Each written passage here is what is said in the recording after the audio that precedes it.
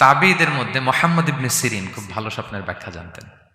এক লোক এসে মুহাম্মদ ইবনে সিরিনকে বলল যে আমি দেখলাম আমার ছেলে পানি খেতে খেতে পেটটা এত বড় হয়ে গেছে। এই একই স্বপ্ন আরেকটা লোকও দেখলো, দেখে এক মূর্খের কাছে জিজ্ঞেস করলো। সে বলল, সর্বনাশ, এত বড় পেট হয়ে গেছে, তোমার ছেলে তো মারা যাবে। ঠিকই কয়েকদিন পরে ছেলেটা মারা গেল।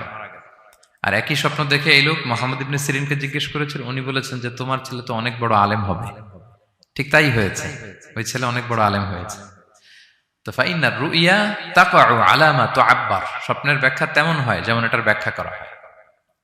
রাসূল সাল্লাল্লাহু আলাইহি ওয়াসাল্লাম একবার স্বপ্নে দেখলেন যে তিনি ওনাকে দুধ দেয়া হয়েছে, বাটিতে দুধ খাচ্ছেন, পরে আঙ্গুলের ফাঁক থেকে দুধ বেরোচ্ছে। এই সামান্য একটু দুধ রাসূল সাল্লাল্লাহু আলাইহি ওয়াসাল্লাম উমরে ফারুককে দিলেন। সাহাবারা বললেন, মাযা আউয়ালতা বিহি ইয়া রাসূলুল্লাহ, এটা তাওয়িল কি? তখন বললেন, আউয়ালতু বিহি আল ইলম, এটা দিয়ে আমি জ্ঞান বুঝিয়েছি, মানে উমরে ফারুকের আল্লাহ তাআলা অনেক জ্ঞান দিবে। স্বপ্নে কেউ দুধ খাচ্ছেন, এটা আপনার জ্ঞানের প্রতীক। রাসূল সাল্লাল্লাহু আলাইহি ওয়াসাল্লাম স্বপ্নে দেখলেন লোকজন দাঁড়ানো, কারো গায়ের জামা এতটুকু, কারো এতটুকু, কারো হাঁটু পর্যন্ত, আর উমরে ফারুক জামা একেবারে টেনে হিচড়ে যাচ্ছে। তো সাহাবারা বললেন, মাযা আউয়ালতু বিহি ইয়া রাসূলুল্লাহ, এই স্বপ্নের তাওয়িল কি, ব্যাখ্যা কি? রাসূল সাল্লাল্লাহু আলাইহি ওয়াসাল্লাম বললেন, আউয়ালতু বিহি আদ-দীন আত-তাকওয়া, এটা দ্বারা আমি দিনদারি বুঝিয়েছি, মানে উমরে ফারুকের দিনদারি অনেক বেশি। স্বপ্নে কেউ ছোট জামা দেখলে তার দিনদারি কমতেছে, এটার একটা আলামত। তো এই জন্য হুট করে স্বপ্নের কথা কাউকে শেয়ার করতে নেই।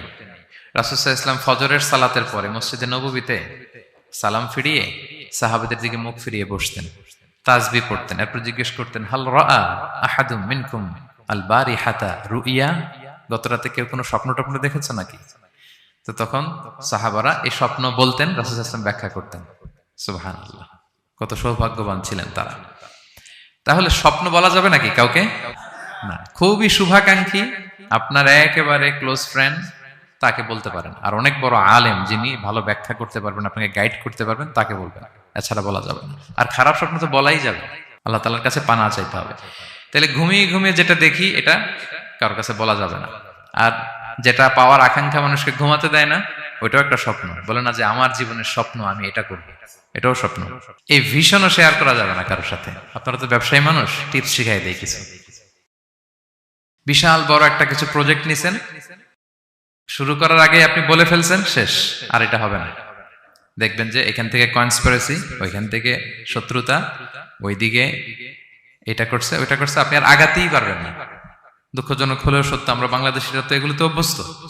সবার মধ্যে কম বেশি জেলাসি কাজ করে ন্যাচারালি, আমাদের বাংলাদেশিদের এটা আরো বেশি। আমি আমার প্রায় আলোচনাতে বলি যে আমাদের জাতীয় খেলা হাডুডু হওয়ার কারণ হচ্ছে এই খেলার ধরনটাই এমন, একজন সামনে যেতে চায়, 10 জন পা ধরে পিছনে টানতে চায়। তা আপনি আপনার ভিশন শেয়ার করলে বিপদে পড়ে যাবেন। আপনি প্রপার হোমওয়ার্ক করবেন, গ্রাউন্ড ওয়ার্ক করবেন, কাউন্সিলিং করবেন, প্রজেক্ট দাঁড় করাবেন, লঞ্চিং প্রোগ্রামের দিন সবাইকে জানাবেন। সব রেডি, এবার আর কেউ কিছু করতে পারবেন, এটা দাঁড়ায় গেছে, সব রেডি আমার। লঞ্চিং জাস্ট একটা ফর্মালিটিস, তারপরে আমার কাজ শুরু হবে। কিন্তু আপনি আগেই যদি সবাইকে জানায় ফেলেন, হবে এটা? স্বপ্ন শেয়ার করতে নেই।